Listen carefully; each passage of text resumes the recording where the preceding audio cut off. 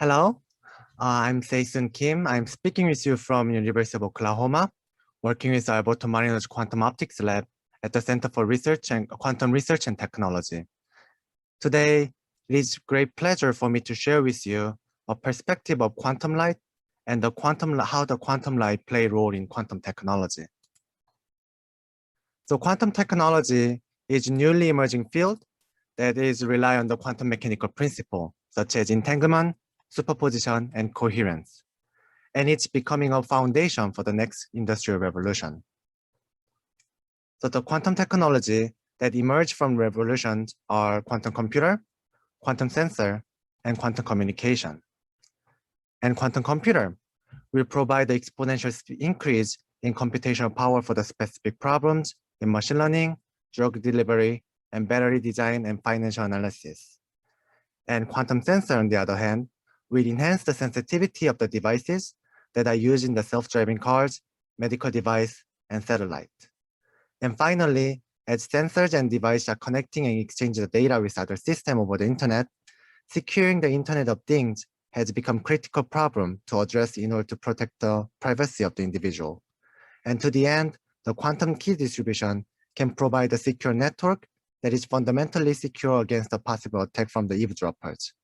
And also, as you see in the last talk, the quantum network will connect the computers and sensors so that we can have an interaction between the quantum devices to other quantum devices.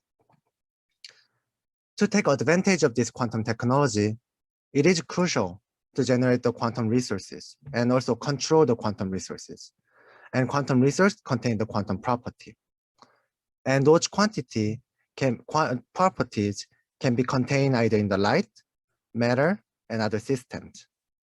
So for example, the first picture, this is the light resource that we generate in our lab, that we can access the entanglement by taking picture with the camera. And the second picture, this is atomic resource from our collaborator, Dr. Schritzman, and they are cooling down the atom into the BC level, which is really cold level. So then we can contain the quantum property inside of the atom. And the third picture is the IBM 5-qubit processor, and they are doing by the quantum resource called superconducting transmon using the microwave resonator. And there are many other quantum resources. Among many other quantum resources, light have a unique property because it allows to sense, allows to control, and also allows to communicate, And people make a quantum resource with the atom and other matter, but they have to use the light to measure the property. People can capture and control the particle. They need to use the light, such as a tweezer. And people can generate and qubit and circuit, but at the end of the day, they need to use light to communicate and teleport the state. So the light, electromagnetic wave, which include visible light, UV light, microwave, and others, are foundation and platform for the other quantum resources. So here, I will share our approach to enhance the fundamental quantum resource, light, and show how this play a role in the quantum technology. So before I talk about the quantum mechanical light and my research, I just want to spend some time in the undergraduate level of the quantum mechanics. And people maybe already know, a lot of people seem very smart here, so maybe already know, but if you didn't know, I'm sorry for the spoiler alert. Light behave both particle and wave at the same time. So which means particle exists at a single point, as you can see the dot, is have a specific defined position and momentum. But on the other hand, wave does not exist at a single point. It rather spread out on the space, and we cannot assign the specific position of the wave. So in 1905, Einstein suggests the insane idea that light is actually particle, which is called photon. And he showed the energy of the photon is proportional to the momentum, and which is defined by its frequency. So he concluded that light is both wave and particle. So since light is wave, now we have an interesting property. As I mentioned that, if we do not really know exact position of the wave, but if we can concentrate the wave, then we can get more accuracy about the position. Now we have a more precision of where the photon is, but when you try to measure it, we don't have enough time to measure the frequency. So then now we are less sure about the frequency, And Einstein showed that frequency is related to momentum. So if we know more about the position, we lose information about the momentum. And similarly, if we stretch the wave, now I have more time to measure the frequency. So I have more accuracy of the momentum, but now I'm unsure about where the photon is. So there's a fundamental relationship between the uncertainty of the position and uncertainty of the momentum. And Heisenberg discovered this uncertainty relationship, and he found the fundamental limit, how much we can know. And Einstein received the Nobel Prize for the understanding the photoelectric effect, photon. And Heisenberg also got the Nobel Prize for creation of the quantum mechanics. And this uncertainty limit is not the practical limit of our measurement. Even though we spend billions of dollars, we cannot do it better. It is the fundamental limit of the universe. And one thing to note, that the uncertainty of the frequency and position is not the quantum effect. It is just a Fourier transformation and just a wave property. However, Heisenberg was able to show that the connection between the physical relationship of the position and momentum uncertainty as a quantum mechanical effect. So now we are ready to see how we can describe the light in the quantum mechanics.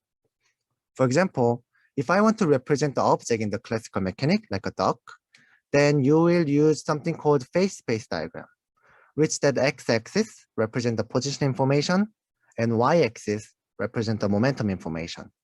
So if the duck have a position of the 4 and momentum of the 4, we can represent with a single point. However, in quantum mechanics, because of the uncertainty principle, we do not have a well-defined position and momentum. So we cannot represent as a point. Instead, we need to include something like uncertainty region as shown in this black area. Similarly, we can describe the quantum mechanical behavior of the light in the phase space diagram. Instead of the position and momentum, in this case, we are using the real part of the electric field and imaginary part of the electric field. And this quantity, real part and imaginary part, is related to the amplitude and phase. So if we can measure this, or like if we feel the time evolution of this state, then you will see that this is rotating like this way, which means that when you measure with the really fast detector of this state, you will see electric field is oscillating like this way. You can see how this real part and imaginary part is related to amplitude and phase of the electric field. This imaginary part is oscillating back and forth, up and down. This is corresponding to the amplitude of the electric field. And then the real part is oscillating on the x-axis, that is represent to the phase of the electric field. And as you can see, this red line is the classical description of the electric field. So then we have a well-defined phase and amplitude. But because of the quantum mechanics, we do not have a well-defined phase and amplitude. So there's always the noise is in this measurement. So this is the quantum mechanical description of the classical light. So this is a fundamental limit of noise of the quantum mechanics. So we call it quantum noise limit. And not every light can reach the noise limit, but this is a limit which the good laser source can reach. So since laser light is a collection of the photons, we can count them one by one. Let's say if we can measure and count the number of the photon arriving to the detector, then the probability distribution we end up getting is the Poisson distribution. And the Poisson distribution occurs when the event is random and independent. Like if you, let's say you are working at the convenience store and then counting how many people come into the convenience store, then this event will be more likely random and independent because customer, hopefully they don't have a correlation, but then when you count the customer number, then you will find the Poisson distribution. So the light also have a Poisson distribution, which means that the source of the light is generating the light randomly and independently, but it is the particle behavior of the light. So like pouring the bucket of shot and measuring the number of the shots on the detector, similarly, it shows the particle nature of the light, and we also call as a shot noise limit.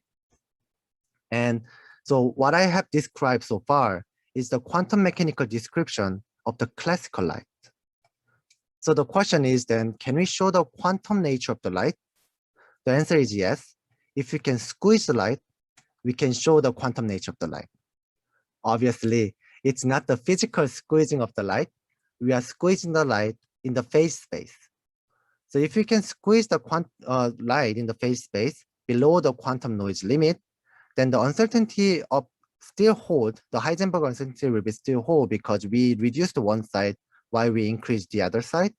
But when you measure the amplitude noise, you will see the noise reduction of the amplitude, but you will see the phase noise will be amplified.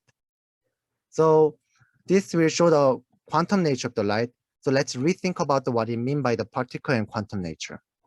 So if photon is emitted independently and randomly emitted, it reveals the particle nature. But if photon is not independently emitted, or if there's any ordering of this photon, then this shows the quantum nature of the light. So for example, if two photons emitted dependent each other, or they emitted together, they have some kind of correlation between the two. This has a quantum property we already know. This is called entanglement, which is very familiar that we have seen in the previous talk by Elisa. Yeah. So in order to create the quantum light, we need a medium that can generate the two photons at the same time. And there are many ways to generate the squeezed light. The most popular way to generate is using the crystal and atomic system. So actually, the first squeezing was done by the sodium system, and it extended to rubidium and cesium to generate a large degree of squeezing. And however, the best squeezing is reported by the PPKTP crystal using the parametric down conversion. And previous talk introduced about the generation using the crystal. In our lab, I'm also trying to build a squeeze light from the crystal, but mainly we are generating the squeeze light using the atomic process. Atomic systems have a nice property and nice to work with because it does not require any fabrication or locking the cavity. And additionally, it has a great potential to interact with the quantum light with the atomic source, which I will talk about it later. So if we send a strong light field into the atom, it will start interacting with the light, and we can find a process that generates the two photons at the same time.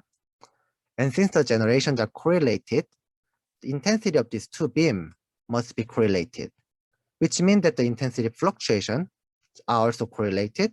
And because of this correlation, if we subtract these two beams together, if we measure this intensity of these two beams and measure the noise subtraction, then you will see the noise reduction below the quantum noise limit. So in our lab, we use the process called four-way mixing process in rubidium vapor cell. To generate the squeezed light, here we send a pump beam into the rubidium vapor, and you can see that two pump beam, this is energy level diagram, two pump beam is absorbed inside of the rubidium, while the two probe and conjugate photons are generated at the same time. And these two beams generate at the same time because of their simultaneous generation. If we measure the intensity difference of these two beams, we can find the noise is correlated, and we can see the reduced noise below the shot noise limit.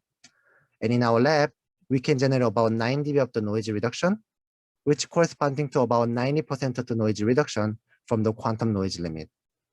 And also, this light have a great property such as entanglement.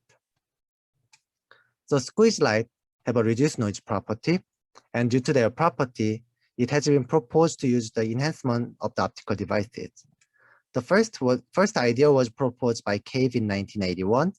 He proposed use the squeeze state of light mixed with the interferometer to enhance the sensitivity. And this has been achieved now, and people in LIGO, they are integrating this squeeze light to measure the gravitational wave of the faraway object. For example, recently LIGO measured the merging black hole about 1.3 billion light years away from us. And two black holes are merging each other, and they create a massive gravitational wave, make a ripple in the space-time. And the interferometers are sensitive enough to measure those exciting events. And therefore, the quantum light is becoming an important part in this exciting journey of studying cosmos. So in our lab, we are working with squeeze state of light, and we are trying to extend our applicability and interactability of our system. We are using three approaches. First, we use quantum state of light to enhance the other system. For example, we are integrating squeeze light with the fiber and plasmonic sensor to improve the sensitivity of the current sensor. Second, we are trying to connect with the other system, other quantum resource, atom and light, to make a hybrid quantum resource that can be beneficial for extremely sensitive sensors and control the system. And finally, we are distributing the light into the multiple system so that quantum light can be more applicable in the quantum technology. The first thing that we have enhanced is the plasmonic sensor. And this is actually done by my colleague Javad and Ashok. They have shown the enhancement sensor. They show the enhancement. The sensor is called Plasmonic Sensor. Plasmonic sensor is a highly sensitive sensor which have a wide range of application in chemical detection, liquid and water sensing, bioimaging, and medical application. This sensor rely on the resource called plasmon, and which is the light interacting with the surface of the silver structure. Because of the unique pattern on the surface of the silver layer, electrons are collectively excited and coupled with the light. And this interaction can transmit the light to the other side of the surface, which is called extraordinary optical transmission, because ordinary light will reflect on the silver layer like a mirror. But when the plasmon interact with the light, they allow the light to go through the surface. And this is useful property, and using this property, people can use for the sensor, because this interaction is depend on the environment change. So for example, if I change the air density around this sensor, then this will introduce the shift of the resonance of the plasmonic interaction. And as you can see that this transmission is depend on the resonance shift. So the sensitivity, how small resonance shift we can detect, is given by the how well we can detect the change of the transmission, which is limited by the noise of the measurement. So if we send the classical light, just the laser light, to the plasmonic sensor, this is what you will see on the measurement. This plot is experimental data that we are modulating the environment by 199 modulation frequency. So you can see the signal of the change of the environment here. But on the right side, you don't see the signal because this amplitude of the modulation is smaller, so that we cannot really distinguish the signal from the noise. But I told you that the squeeze light have a reduced noise property, and we can use the squeeze light to make it better. So since squeeze light have a reduced noise property, you can see the noise level went down, but signal in the same level. That's why now we can distinguish the signal with the better resolution. And here, we couldn't see the signal before, but now we can see the signal because of the reduced noise property. This is how our lab is enhancing the sensitivity of the sensors using the quantum state of light. And we are also working on the different types of the sensor, which is called fiber sensor. Physics is very similar. Light is propagating through the optical fiber, and light is also interacting with the phonon, which is a vibration mode of the material. So that light will scatter because of the interaction with the environment. So by looking at the transmission of the light, we can sense the environmental change. So this fiber is sensitive of the environmental change of the heat, vibration, and stress and sound. That's why these sensors are widely used in the commercial domain, such as building control, leak detection, and highway monitoring. And since they're also using the light, I'm currently working on enhancing this sensor using the squeeze state of light. And I hope to share more results once our result is on public. So I have shown some of the way to enhance the other system. However, some of the most sensitive sensors are based on the atomic system. And because they are quite sensitive to their external field with the amazing precision, they are using a lot in the commercial domain. So for example, like atomic clock, which is already commercially available, you can buy on the shelf, that can enhance the time resolution, which can enhance the synchronization of the satellite and GPS signal. And beside the sensor, people also use atom to do quantum computing, like a Rydberg atom, and also they use for the quantum memory, so they can use doing for the quantum information theory. So atomic ensemble is another powerful quantum resource. So therefore, naturally, there is a significant interest to connecting light resource and atomic resource to take advantage of this benefit of the both system. In order to do that, we need a strong interaction between atom and light. In general, if light is not on-resonant, there will be no interaction between them. So we need to first generate the atomic resonance squeeze the light, and after that, it is also important to match their line width of the laser to interact with the atomic system. Unfortunately, the efficient generation of the narrowband resonance squeeze light proven to be challenging. So there are two different ways that I just mentioned to generate the squeeze light. And first way is the crystal. Using the nonlinear crystal with the cavity, people using the process called optical parametric oscillator, they can generate a narrow squeeze light. But there is a challenge to generate the atomic resonant light because crystal must be pumped by the UV frequency to match the resonant transition. And the UV frequency does not give a good efficiency. So although there are many challenges, it has been shown to generate the rubidium and cesium resonance squeeze light. On the other hand, it will be more natural to generate the atomic resonance squeeze light using the atomic system, because atom uses the atomic process such as foil mixing process and polarization self-rotation. So they are already atomic resonant light, near atomic resonant light, and also they provide a narrow band frequency. However, it is difficult to generate the resonance squeeze light due to the strong absorption at the resonance. So even though we can generate the squeeze light, they will all get absorbed right away. That's why it's really hard to generate the resonance squeeze light. To avoid the absorption at the resonant transition, what we did previously is taking advantage of the different isotope of rubidium. Isotope is like a twin sister. So rubidium-85 have a twin sister rubidium-87, which they have a very similar energy level structure. And since their energy levels are very close to each other, we could operate our process in the different regime to optimize at the resonant transition of the 87. And more detail, you can check this paper. So we can generate the rubidium-87 squeeze light, resonance squeeze light with the large degree of squeezing. However, this approach only works for the certain transition of the rubidium-87. So let's say if you want to generate a different transition, we cannot really do that. And also if you want to generate cesium resonance squeeze light, sodium resonance squeeze light, this will be also a very challenging way to do it.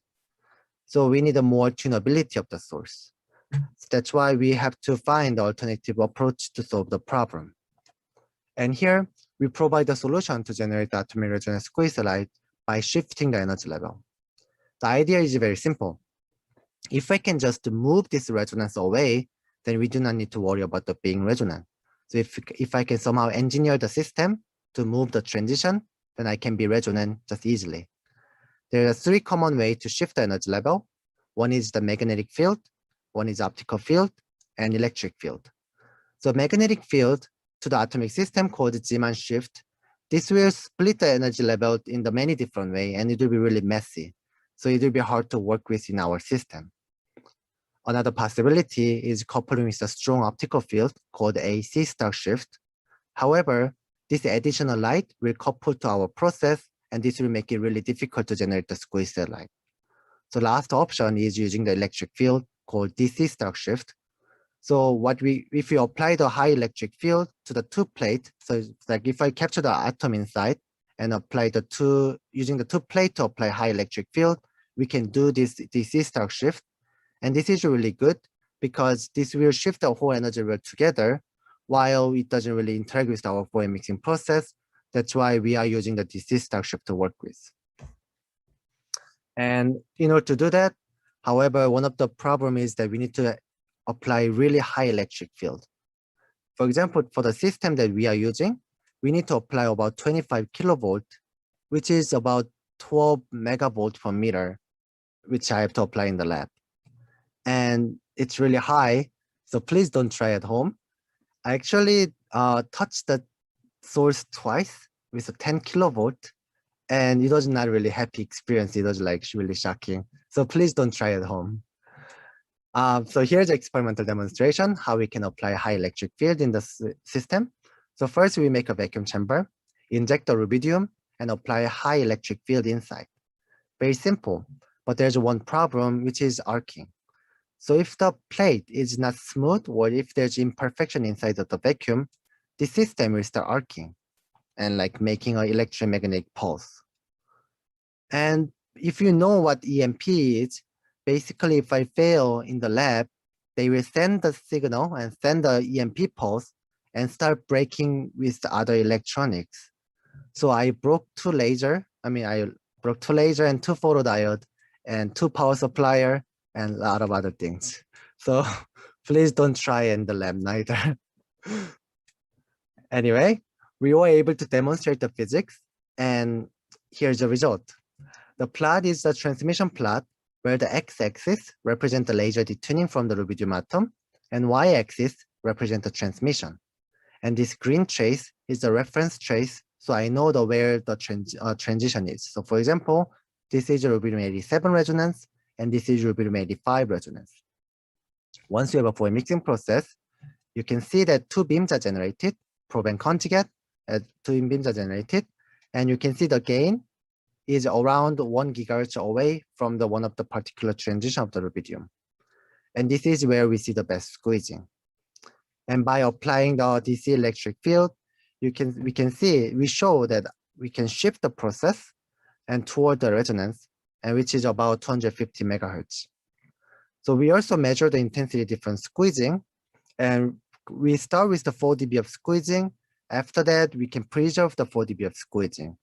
Therefore, we successfully demonstrate how we can shift the frequency and give a frequency tunability of the squeezed light, which will be helpful for the interacting with the atomic system. We are also working with the BEC group that I mentioned before. Our collaborator is having a sodium BEC system. So we also try to generate the sodium resonance squeezed light to interact with the BEC, the quantum atom resource. So I'm also really excited to see what kind of physics we will find out after we interact with the quantum light and quantum atomic source. So far, I've shown that the interaction between the squeeze light with other normal sensors and also squeeze light, I haven't shown it, but I showed that how we can generate the atomic resonance squeeze light, which can be interacted with the atomic source. The last part of the talk I want to focus is the distribution of the squeezing, which Elisa actually mentioned it.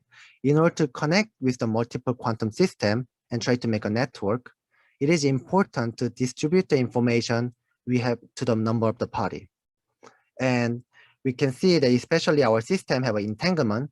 The ability to distribute the entanglement into the multiple party will allow us to create the genuine multipartite entanglement.